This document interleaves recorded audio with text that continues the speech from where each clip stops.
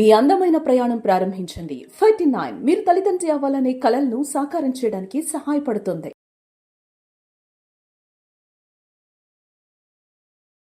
Welcome to Suman TV. So జనరల్గా ఏంటంటే cancer healthy ఉన్నా అని క్యాన్సర్ వస్తుంది, మేము ఆర్గానిక్ ఫుడ్స్ తీసుకున్నా క్యాన్సర్ వస్తూ ఉంది. హెల్తీ ఇండివిజువల్కి క్యాన్సర్ ఎలా వస్తుంది అంటే దానికి కారణము ప్లాస్టిక్ అని చెప్తూ ఉన్నారు. అయితే ఇలాంటి బాటిల్స్లో వాటర్ తాగినా కానీ క్యాన్సర్ వస్తుందట. అది ఎలాగా? సో మనం జనరల్గా కూడా అన్నిటికీ ఇలాంటి బాటిల్సే వాడతాము. మరి రాకుండా జాగ్రత్తలు ఏం తీసుకోవాలి, పూర్తి వివరాలు తెలుసుకుందాం. మనతో పాటు ప్రముఖ సర్జికల్ ఆంకాలజిస్ట్ డాక్టర్ రాజేంద్ర బైశెట్టి గారు ఉన్నారు. డాక్టర్ గారు నమస్తే అండి. నమస్తే. ఈ బాటిల్ మంచి ఒపీనియన్ ఉందా దీని మీద మీకు? లేదండి, ఇట్ ఈస్ అడ్వైజబుల్ కాదు. ఎందుకంటే ప్లాస్టిక్స్ అనేవి క్యాన్సర్ని కాజ్ చేస్తాయి అని కొన్ని సంవత్సరాల నుంచి ప్రూవ్ చేయబడింది. కానీ ఇప్పుడు జనాలు ఏంటంటే హైజీన్ అని చెప్పేసి అన్ని డిస్పోజబుల్ వైపుకు పరిగెడుతున్నారు. సో అందులో భాగంగానే అన్ని వాటర్ బాటిల్స్లో వాటర్ కొనుక్కొని తాగడం.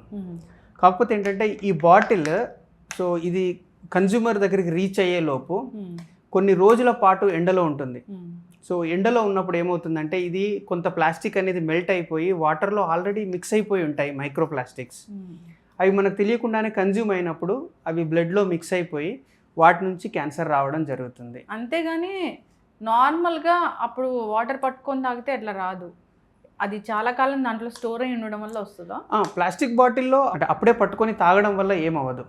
కానీ ఆ ప్లాస్టిక్ అనేది హీట్కి ఎక్స్పోజ్ అయినప్పుడు, ఎండకు కానీ హీట్కి కానీ ఎక్స్పోజ్ అయినప్పుడు డెఫినెట్లీ అది ఏమవుతుందంటే కొంత మెల్ట్ అయిపోయి వాటర్లో ఆల్రెడీ మిక్స్ అవ్వడం జరుగుతుంది. సో ఆ టైం సిచ్యువేషన్లో చాలా డేంజర్. ఓకే.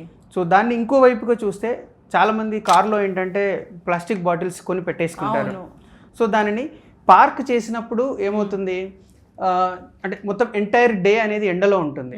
సో అప్పుడు కూడా సేమ్ సిచ్యువేషన్. కార్లో వాటర్ బాటిల్ టూ డేంజర్ అని మధ్య మనం చాలా వింటున్నాము. సో అది మెయిన్ రీజన్. సో అంటే అందులో ఎండకు ఎక్స్పోజ్ అయిన వాటర్ బాటిల్స్లో వాటర్ తాగడం అనేది అడ్వైజబుల్ కాదు ప్లాస్టిక్ బాటిల్లో. జనరల్గా మనము వాటర్ బాటిల్ కొనుక్కొని వాటర్ తీసుకుంటే అది అంత డేంజర్ కాదు, కానీ అది ట్రావెల్ అయ్యి వస్తుంది, చాలా ఎండకి ఎక్స్పోజ్ అవుతుంది, అప్పుడు మెల్ట్ అయ్యి దాంట్లో ఈ ప్లాస్టిక్ అనేది వెళ్తుంది. సో ఆ ప్లాస్టిక్ అనేది చాలా డేంజర్. మోస్ట్లీ వాటర్ అనేది మినరల్ వాటరే ఉంటుంది. సో ఇప్పుడు ఈ మధ్యలో కొంచెం ఫోర్టిఫైడ్ అని మినరల్స్ యాడ్ చేసామని చెప్తున్నారు. అవి ఎంతవరకు యాడ్ అవుతున్నాయి, ఎంత బెనిఫిట్ చేస్తాయి అనేది ఇంకా తెలీదు. బట్ ఆ ప్లాస్టిక్ బాటిల్ అనేది మోర్ డేంజర్. ఎస్, చక్కగా చెప్పారు డాక్టర్ గారు. ఈ మధ్య ప్లాస్టిక్ వాటర్ బాటిల్లో కోకోనట్ వాటర్ కూడా తెచ్చుకొని తీసుకుంటూ ఉన్నాము. అంటే జనరల్గా కోకోనట్ వాటర్ తాగి చనిపోయారనేది మనము ఈ మధ్య వార్తల్లో విన్నాము. అంటే అంతకుముందు ఎప్పుడు కోకోనట్ వాటర్ దాంట్లో ఉన్న విటమిన్స్, మినరల్స్ ఇలాగ మాట్లాడాము, కానీ ఇప్పుడు కోకోనట్ వాటర్ తాగి చనిపోయారు అలాంటివి వింటూ ఉన్నాము. దానికి కారణం కూడా ఇలాంటిదేనా? అసలు ప్లాస్టిక్ వాటర్ బాటిల్లో కోకోనట్ వాటర్ తీసుకొని వచ్చి తీసుకుంటే మంచిదేనా అసలు? సో దీన్ని రెండు రకాలుగా డివైడ్ చేసి మాట్లాడదాము. ఫస్ట్ జనరల్ మనకు న్యాచురల్గా దొరికే వాటిని సో ఫుల్ బాటిల్ ఫిల్ చేసి అమ్ముతున్నారు. సో ఆ బాటిల్ని చూస్తే మీరు ఎంత క్వాలిటీ ఉంటుంది అనేది మీకు అర్థమవుతుంది. So very low quality plastic. So అది కూడా వాడు ఎండలో పెడతాడు ఎంటైర్ అంటే డే మొత్తం ఎండలో. సో అదంతా హీట్ అయి ఉంటుంది, దాంట్లో ఈ వాటర్ పోస్తున్నాడు. సో అది ఏదైతే కోకోనట్ ఇస్తున్నాడో fresh water, that is very healthy. But అది మీరు అన్హెల్దీ బాటిల్లో దాంట్లో పోసుకొని తాగుతున్నారు, which is danger. Okay. So ఆ ప్లాస్టిక్ బాటిల్స్లో కోకోనట్ వాటర్ పోయడం అనేది అవాయిడ్ చేస్తే మంచిది. జనరల్గా కూడా కోకోనట్ వాటర్ బయట మనకి ఎట్లా దొరుకుతుందంటే కొన్ని ప్రిజర్వేటివ్స్ కలిపి అది సపరేట్గా దొరుకుతూ ఉంది అట్లా. సో ఇది నేను రెండవ పార్ట్ అన్నాను కదా. సో ఈ పార్ట్ ఈ కోకోనట్ వాటర్ని అంటే మీరు ఒకసారి ఆలోచిస్తే ఇప్పుడు న్యాచురల్ కోకోనట్ వాటర్ని మీరు ఒక గ్లాస్లో పట్టి పెట్టారనుకోండి, అవి ఎన్ని రోజులు ఉంటాయి? ఉండవు. బట్ అదే ఇది న్యాచురల్ కోకోనట్ వాటర్ అని చెప్పి దాన్ని ప్యాక్ చేసి అమ్ముతున్నాడు. అది ఒకసారి బయట పెట్టి చూడండి, అది ఎన్ని రోజులైనా ఉంటుంది. రీజన్ ఏంటి రెండిట్లో అని అంటే దాంట్లో ప్రిజర్వేటివ్స్ యాడ్ చేయబడి ఉంటాయి. సో మీరు ఏ న్యాచురల్ అని అమ్మబడుతున్న ప్యాకెట్స్ ఉన్నాయి కదా, అవి బ్యాక్ సైడ్లో చూసినా మీకు అర్థమవుతుంది. అందులో ఉండేది water up to 40 to 50% coconut water ఉంటాయి. మిగతాది అంతా షుగర్ వాటర్. అది క్లియర్గా మెన్షన్ చేస్తాడు. మన దగ్గర ఉన్న ప్రాబ్లం ఏంటంటే మనం అది వెనకది చదవం. ముందున్న పెద్ద చూసి కొబ్బరి బొండం, న్యాచురల్ కొబ్బరి బొండం ఉంటుంది, దాన్ని చూసి అది న్యాచురల్ అనుకుంటాం. కానీ బ్యాక్ వెళ్ళి చూస్తే మీకు అర్థమవుతుంది 40 to 50% కోకోనట్ వాటర్, మిగతాదంతా షుగర్ వాటర్ ప్లస్ ప్రిజర్వేటివ్స్ నేను చెప్పినట్టు. ఈ ప్రిజర్వేటివ్స్ అనేవి చాలా డేంజర్. ఏ రకమైన ప్రిజర్వేటివ్ ఫుడ్ అనేది అడ్వైజబుల్ కాదు. Second thing sugar water. Sugar అనేది high risk for cancer, it is unhealthy. So ఈ ప్యాక్డ్ కోకోనట్ వాటర్ ఏవైతే ఉంటాయో అవి అడ్వైజబుల్ కాదు. సో న్యాచురల్ కోకోనట్ వాటర్ అది కూడా గ్లాస్లో కానీ లేకపోతే మన స్టీల్ బాటిల్స్లో పట్టుకొని తాగడం అనేది సేఫ్. డాక్టరు ఇలాంటి వాటర్ తీసుకుంటే అసలు అంటే ప్రిజర్వేటివ్స్ ఉన్న వాటరు లేదా ప్లాస్టిక్ కలిసిన వాటరు ఎలాంటి నిల్వ ఉంచిన కోకోనట్ వాటర్ ఇలాంటివి తీసుకుంటే అవి బాడీలోకి వెళ్ళి అసలు ఏం చేస్తే క్యాన్సర్ వస్తుంది?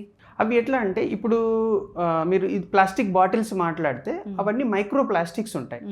ఈ ప్లాస్టిక్స్ అనేవి ఫస్ట్ మనం తాగినప్పుడు అవి బ్లడ్లోకి అబ్జర్వ్ అవుతాయి. ఈ బ్లడ్లో నుంచి సెల్ లెవెల్లోకి వెళ్ళి సెల్స్లో ఏమవుతుందంటే జీన్స్ని మాడిఫై చేస్తాయి, మ్యూటేషన్స్ అంటాము. ఆ మ్యూటేషన్స్ని తేవడం వల్లనే ఆ క్యాన్సర్ అనేది స్టార్ట్ అవుతుంది. సో అది దానికి మెయిన్ రీజన్. సో ఏదైనా ఆ సెల్ ఎందుకు అసలు కన్ఫ్యూజ్ డిస్టర్బ్ అవుతుంది మన బాడీలో ఉన్న హెల్తీ సెల్? ఎప్పుడైనా మన బాడీలో రెగ్యులర్గా కొన్ని సెల్స్ డ్యామేజ్ అవుతూ ఉంటాయి, కొన్ని కొత్త సెల్స్ పుడుతూ ఉంటాయి. ఈ కొత్త సెల్స్ పుట్టడం అనేది ఓల్డ్ సెల్ డివైడ్ అయినప్పుడే పుడుతుంది.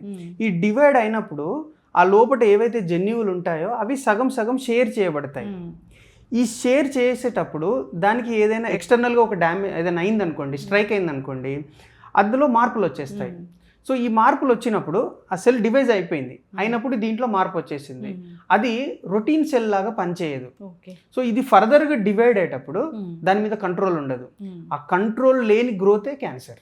మేము చాలా హెల్తీ ఫుడ్స్ తింటున్నాము, ఆర్గానిక్ ఫుడ్ తీసుకుంటాము అనే వాళ్ళలో కూడా క్యాన్సర్ రావడానికి ఇలాంటి చిన్న చిన్న తప్పులే కారణం. సో వాళ్ళు ఆర్గానిక్ ఫుడ్ తీసుకుంటున్నాం అనుకుంటున్నారు, కానీ వాళ్ళ చుట్టూ ఉన్న ఈ అన్హెల్దీ కార్సినోజెనిక్ ఏజెంట్స్ చాలా ఉన్నాయి.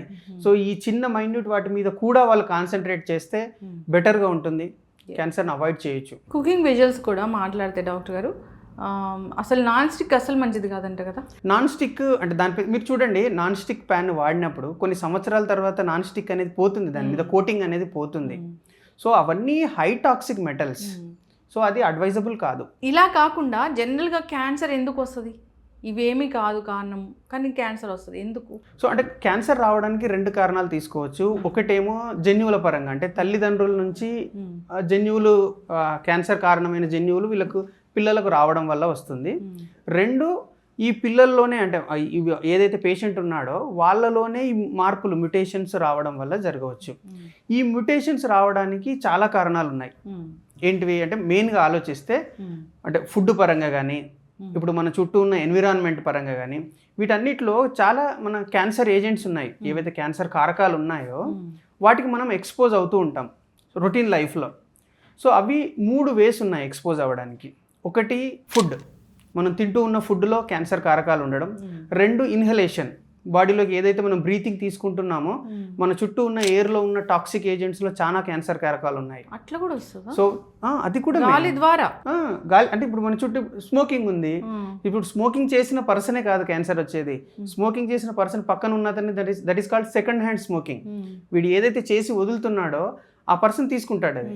సో దానివల్ల కూడా క్యాన్సర్ వస్తుంది. ఓకేనా? సో అది second from the nose. Third from the skin. అంటే ఈ 3 వేస్లో బాడీ అనేది ఎక్స్టర్నల్ ఫ్యాక్టర్స్ని లోపలికి తీసుకుంటుంది. సో స్కిన్ అని అంటే అప్లై చేస్తున్న కాస్మెటిక్స్ కానీ, లేదా ఆక్యుపేషన్ అంటే ఇప్పుడు వర్క్ చేస్తారు కదా, వర్క్ చేసిన దగ్గర హై టాక్సిక్ మెటల్స్, ఆ క్రీమ్స్ అవన్నీ బాడీకి తగులుతాయి. అక్కడ నుంచి కూడా బాడీ అనేది వాటిని అబ్జర్వ్ చేసుకుంటుంది. సో ఇవన్నీ ఫైనల్గా బ్లడ్లో మిక్స్ అయ్యి ఈ క్యాన్సర్ను కాజ్ చేస్తాయి. మనం కొన్ని స్టడీస్ చూసాము, రీసెంట్గా కూడా చెప్పడం జరిగింది, పిల్లలకు వాడే పౌడరు క్యాన్సర్ కారకం, క్యాన్సర్ వచ్చింది అని ప్రూవ్ కూడా అయింది అని. సో అది యూఎస్ఏలో తీసుకుంటే, so Johnson and Johnson company వాళ్ళు ఇచ్చిన పౌడర్లో ఆస్బెస్టాసిస్ అనేది ఉంది అని ప్రూవ్ అయింది. ఈ ఆస్బెస్టాసిస్ అనేది మనకు లంగు చుట్టూ ఒక పొర ఉంటుంది, ఆ పొరలో ప్లస్ కడుపులో వచ్చే క్యాన్సర్కి కారణం అది ప్రూవ్ అయిపోయింది. సో ఈ ఆస్బెస్టాసే ఈ క్యాన్సర్లకు రీజన్ అని చెప్పి అక్కడ కోర్టులో ఫైల్ చేశారు, అది ప్రూవ్ అయింది. సో కాబట్టి ఈ పౌడర్లో ఉన్న ఈ ఏవైతే టాక్సిక్ మెటల్స్ ఉన్నాయో సో అవి మనం జాగ్రత్తగా చూసుకోవాలి. It is a cancer agent. Metals, toxic metals చాలానే ఉంటాయి, అంటే మనం తినే ఫుడ్లో ఉంటాయి, చేపల్లో కూడా ఉంటాయంట కదా అలాంటి మెర్క్యూరీ అవన్నీ. అంటే ఇది మీరు ఎట్లా ఆలోచిస్తే చాలా కంపెనీలు ఎట్లా ఉంటాయి, ఈ నదుల ఒడ్డులో కానీ చెరువుల దగ్గర ఉంటాయి. ఈ కంపెనీల నుంచి వచ్చే వ్యర్థ పదార్థాలలో ఈ టాక్సిక్ మెటల్స్ చాలా ఉంటాయి. ఇవి వాటర్లో మిక్స్ అవుతాయి. అక్కడ ఉన్న చేపలు ఏంటి, ఆ వాటర్నే తాగుతున్నాయి. సో దానివల్ల ఈ టాక్సిక్ మెటల్స్ చేపలోకి పోతాయి. నేను అదే అనుకున్నా, అసలు ఎక్కడి నుంచి వస్తుంది వీళ్ళకి మెర్క్యూరీ అని. సో ఇది జపాన్లో మినిమేటా వ్యాధి అనేది ఒకటి వచ్చిందనమాట. అప్పుడు ఈ మినిమేటా వ్యాధి వల్ల కొన్ని లక్షల మంది ఎఫెక్ట్ అయ్యారు. ఎవరు అంటే సేమ్ ఎవరైతే ఈ ఫిష్ బేస్డ్ ప్రోడక్ట్స్ ఎవరు ఎక్కువ తీసుకుంటారో వాళ్ళకే వచ్చింది. వాళ్ళు దీన్ని రిట్రోగ్రేడ్లో స్టడీ చేస్తే తెలిసింది ఏంటి అని అంటే ఇది ఈ కంపెనీల నుంచి వచ్చిన వ్యర్థాలలో మెర్క్యూరీ ఉండడం, ఆ మెర్క్యూరీ చేపలు తినడం, ఆ చేపలను తిన్న జనాల్లోకి మెర్క్యూరీ రావడం. సో ఇది హెవీ మెటల్స్. ఈవెన్ మనము వేసే పెయింట్స్ లో కూడా చాలా మెటల్స్ ఉంటాయి పెయింట్స్. అవి మనం ఇన్హేల్ చేసినా అది మనకు బాడీకి తగిలినా కూడా ఈ హెవీ మెటల్స్ అనేవి బాడీలోకి ఎంటర్ అవుతాయి. కానీ ఇది ఏదో ఒకసారికి 2 సార్లకి తగిలినంత మాత్రాన వచ్చేది కాదు. ఈ హెవీ మెటల్స్ అనేది ఏంటంటే మనం కొన్ని సంవత్సరాల కొద్దీ వాటికే ఎక్స్పోజ్ అయినప్పుడు అవి బాడీలోకి వెళ్ళిపోయి బాడీలో స్టోర్ అయిపోతాయి, అక్యుములేట్ అవుతాయి. ఓకేనా? అంటే ఈ హెవీ మెటల్స్ని మనకు ఎక్స్క్రీట్ చేసే సిస్టమ్ రెడీ అవ్వలేదు బాడీలో. సో ఇవన్నీ బాడీలో అక్యుములేట్ అయిపోయి అవి స్లోగా క్యాన్సర్ని కాజ్ చేస్తాయి. సో అందుకే మనం పెయింటింగ్ అంటే మనం ఏదో ఇంటి దగ్గర ఒకసారికి 2 సార్లకు వేసుకుంటే వచ్చేది కాదు. బట్ పెయింటర్స్ ఉంటారు, వాళ్ళు లైఫ్ లాంగ్ డైలీ పోయి పెయింట్ వేస్తూ ఉంటాడు. సో ఆ లాంగ్ ఎక్స్పోజర్ వల్ల he is at the risk, cancer రిస్క్లో ఉంటాడు. వాళ్ళ చేతుల మీద పడినా, వాళ్ళ స్కిన్ మీద పడినా, ఇన్హేల్ చేసినా కూడా అందులో చాలా అంటే బెంజిన్ గ్యాస్ అవన్నీ రిలీజ్ అవుతాయి. సో అవి కూడా ఇన్హేల్ చేసినా కూడా హై రిస్క్. జాగ్రత్తలు తీసుకోవాలి. ప్లాస్టిక్ ఎట్లా వాడినా ప్రమాదమే. చిన్నపిల్లలకైతే అసలు ప్లాస్టిక్ ఇవ్వకూడదు. చిన్నపిల్లలు water bottles, silicon water bottles అలా ఉన్నాయి కదా, అవి మంచిగానే డాక్టర్ గారు. అందులో కొన్ని క్వాలిటీ బాటిల్స్ అంటే క్వాలిటీ ప్లాస్టిక్ వాడిన బాటిల్స్ యాక్సెప్టబుల్. ఎప్పటి వరకు అది హీట్కి కానీ ఎండకు కానీ ఎక్స్పోజ్ అవ్వనంత వరకు so they are acceptable. But కానీ మనం రొటీన్గా వాడే కొన్ని వాటర్ బాటిల్ అంటే లో క్వాలిటీ వాటర్ బాటిల్స్ కానీ ఇప్పుడు మనం బయట కొనే 20 రూపీస్ వాటర్ బాటిల్స్ కానీ they are the very cheap plastics. అవి ఏంటంటే సింగిల్ యూజ్కి డిజైన్ చేయబడ్డాయి. కానీ మనకు అది అలవాటు కాదు కదా, ఒకసారి కొన్నాము అని అంటే దాన్ని అది పాడయ్యే వరకు దాన్ని వాడుతూనే ఉంటారు. సో అది అడ్వైజబుల్ కాదు. ఒకటి ఇన్ఫర్మేషన్ డాక్టర్ గారు, అవేర్నెస్ ఉండాలి. ప్లాస్టిక్ వాడకం చాలా తగ్గించాలి. మనకి ఈజీ వే ఒక వాటర్ని మనం క్యారీ చేయాలంటే వాటర్ బాటిలే. ఆ వాటర్ బాటిల్ దాని మీద అసలు యుద్ధమే జరుగుతున్నా ఇంకా కూడా ప్లాస్టిక్ వాటర్ బాటిలే వాడుతూ ఉన్నారు. సో అవగాహన ఉండాలి, అవేర్నెస్ ఉండాలి. చాలా మెటల్స్ అంటే రాగి బాటిల్ ఇలాంటివి వచ్చాయి. అన్నిటికన్నా safe steel and copper both are beneficial. కాకపోతే ఏంటంటే కాపర్లో మెడిసినల్ యూజ్ అంటే కాపర్ మాలిక్యూల్స్ ఉంటాయి కదా, అవి వాటర్లో మిక్స్ అయిపోయి మనకు బెనిఫిట్ చేస్తాయి అని కొన్ని స్టడీస్ చెప్తున్నాయి. బట్ స్టీల్ ప్రాపర్గా మెయింటైన్ చేసినప్పుడు అది ఈ కోకోనట్ వాటర్ ఇలాంటివి డైరెక్ట్గా మనకి ఎలా వస్తుందో న్యాచురల్ బాండం ద్వారా అలా తీసుకుంటేనే మంచిది. ప్లాస్టిక్ నుంచి క్యారీ చేసి ఆ బాటిల్లో పట్టుకొని తెచ్చుకొని వాడితే మాత్రం అది మనం చెప్పలేము. దానివల్ల వచ్చే లాభాల కన్నా నష్టాలు ఎక్కువగా ఉంటాయి. ఫాలో అవ్వాలని కోరుకుందాం డాక్టర్ గారు. ధన్యవాదాలు. Thank you.